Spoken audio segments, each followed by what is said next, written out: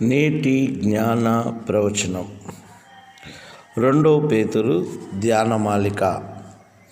పేతురు రాసిన 2వ పత్రిక 2వ అధ్యాయము 15-16 వచనాలు. తిన్నని మార్గమును విడిచి బేయూరు కుమారుడైన బిలాము పోయిన మార్గమును బట్టి త్రోవ తప్పిపోయిరి. ఆ బిలాము దుర్నీతి వల్ల కలుగు బహుమానమును ప్రేమించెను. అయితే తాను చేసిన అతిక్రమము నిమిత్తము అతడు గద్దింపబడెను.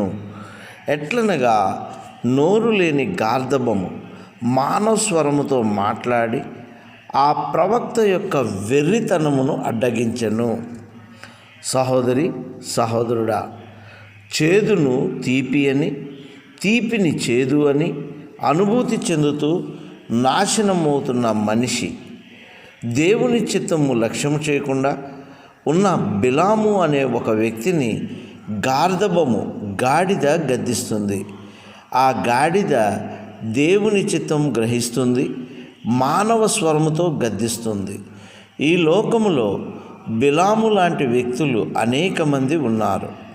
అందుకే దేవుని గద్దింపు కరోనా లాంటి భయంకరమైన రోగాలు, వరదలు, ఉప్పెనలు, భూకంపాలు వస్తున్నా, అలాగే దేవుని భక్తి లేని ఒక వ్యక్తి జీవితంలో ఎన్నో శ్రమలు విస్తరిస్తున్న దేవుని సన్నిధానంలో పశ్చాత్తాపం చెందడు.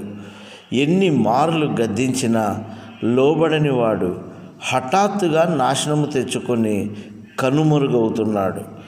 దేవుని గద్దింపుకు పర్వతాలు మైనము వలె కరుగుతాయి.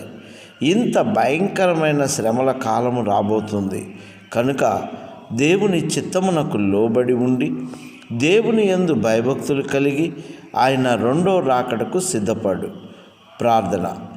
పరిశుద్ధుడైన దేవా, నీకే స్తోత్రం.